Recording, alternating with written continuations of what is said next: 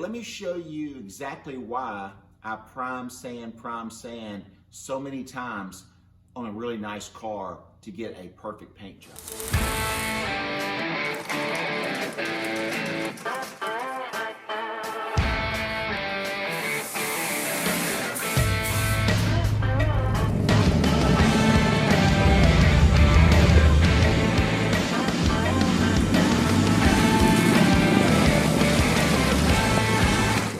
All right, so I'm doing one of the things I hate doing the most, and that is sanding. But anyway, this is wet sanding, and this is the first coat of primer that I put over bodywork on the grill for the blue Bronco. That's right, I've still got to paint the grill and I've got to paint the tailgate. Last two pieces to paint, almost the last two things to do to the truck. All right, my pointer is not as cool as my buddy's pointer, Jimmy Making It Work. That's right, Jimmy Making It Work. That's who I'll watch on YouTube in the morning when I'm doing coffee. Get back to this. Check his channel out, Jimmy Making It Work. All right, now you can see right here where I've got bare metal, bare metal, bare metal, bare body work.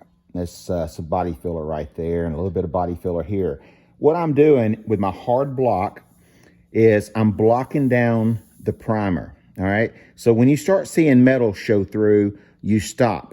All right, because you've gone as far as you're going to be able to go. If you don't see metal in some areas, like in between this body work, there's actually a body line that you can't see on camera that runs about right here. All right, so ignore this body work right here for right now. On top of this body line, it's low, low, low, and low. Or the metal work that you're seeing is high. But in this case, I'm going to say that the metal work is right on the point because this was kind of crashed in right here. I body worked it out, metal finished it, and then I skim coated it. And this is just where it still needs a little bit of filler, okay? So we'll wipe this again, block it down, and yes, prime it again. Moving on around, see this area right here. This is high, this is low. I mean, this is where I want to be, where all the gray is, but this little part right here is high. You can run your finger across it and feel it just like the sandpaper did. All right, this area right here is just where I stopped because that's about where the edge of the corner is, where it starts to roll. So when you start seeing metal popping through, you want to stop, okay? Because now you got to start working the area, and then you're going to have to prime it again and then do this all over again. Now, you've seen me in the past use guide coat. The guide coat would be on here first. Now, the guide coat is what I'll use on my next go around. Let me show you some things that the guide coat picks up. All right, so this is some of the stuff that the guide coat picks up. That's a sanding scratch. That's where something got in between the sandpaper, the wet sandpaper, or it could be a sanding scratch from the inside the body filler. And if you hadn't caught this right now, then that would be under the paint and under the clear, and you would definitely see this show up at the end of your paint job. And as you're sanding, take you a graphite pencil, and you can see the lighting's bad, but you can see where I've circled this area right here. Now, it's very, very small area. All right, you'll never be able to find this again. So as you're sanding, go ahead and circle that area, and you can come back and fix it. All right, that's just another spot that's got a little bit of a high spot right here that we need to tap down and wipe some filler over it. Let's see what else I found. All right, just a couple more areas where you can see this low spot right here where I started getting through to the primer, getting down into the body filler. This is a body filler. No, I'm sorry, this is bare metal right here. And now you can see this little area right there that's low. I circled it. It's got a little nick right there that I didn't get filled up with primer. It's got a little bit of primer in it. It needs to get body worked. And then there's this area right here. And those little craters right there are craters that came about in the body filler because either the body filler was not creamy enough, it was towards the end of the wipe, and it developed a little pocket, those little three areas, or I mixed it and I got too much air in it, and those actually are pinholes. So either way, they'll get sanded out, and I didn't want to go down too low right here to sand those out. So I may come back over that area right there, scuff this up really good, and then wipe it with a little bit more cream. This is why we do multiple layers of primer and sand it in between each layer, is so that the product will come out great.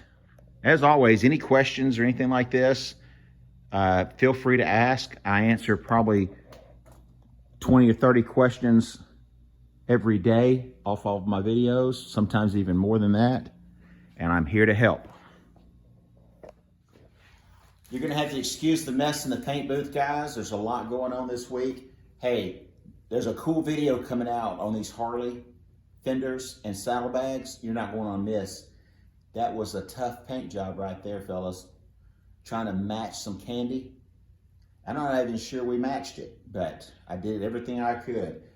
So hopefully there's not a whole lot of wet sanding and buffing to do. But anyway, you're going to want to stick around and see that video.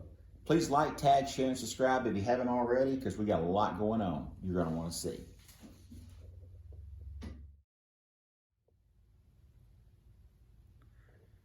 Like I said, there's a lot of texture in that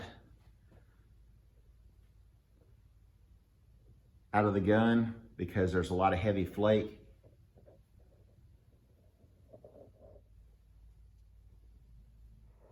Comments before about taping stuff up and fixtures to hold things where they need to be. But this way you can get underneath the top side and not have anything blowing around. So the paper and the tape help keep any kind of debris from blowing back into your paint. Let me break this down for you. Got primer, we sanded it smooth.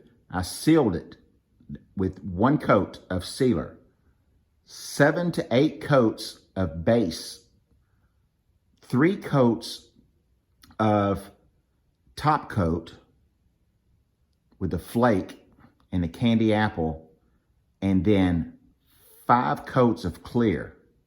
Each one of those is adding texture to that paint. Now I'll go back and sand down at least 1.5 coats of that clear to make this whole entire fender flat. And that way I'm not sanding into the top coat that's got the flake in it. Because if you start sanding that colored flake, it turns silver or white, and then it's no longer the same color that it's supposed to be. So you put extra clear on it to sand down the clear, then you polish it. So the grill that I'm sanding and showing you some of the tips on is going on this 1970 baby blue Bronco. Make sure you check out all of the Bronco videos if you're a Bronco guy. If you're not a Bronco guy, there's plenty of hot rod videos, even some air-cooled projects that are in the shop, and even some stuff that's on 2 wheels. There's a lot around here for you to see. I wish you'd catch up on all the videos. Drop me a line. Tell me what your favorite video is. Let's go see some more stuff. Seems like as soon as I get one part fixed on this old Porsche, like the floor, I end up cutting another one out. But guys, that's the last piece right there I've got to cut out. I've already started stripping some of the rubberized spray-on undercoat that Porsche is famous about using that helps these things rust even more. But anyway, there's a suspension pan about 2/3 of the way cut out, and then we'll get this new suspension pan installed right there.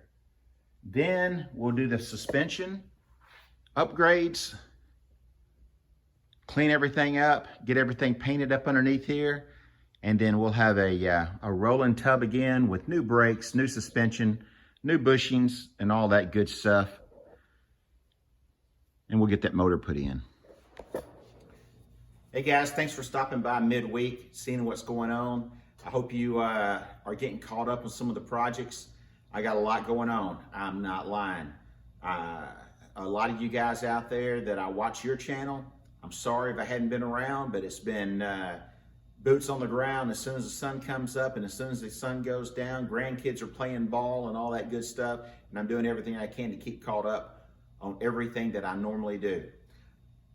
So as always, thanks for watching. Thanks for stopping by the shop to see what's going on today. And as always, get out in the garage and go build something.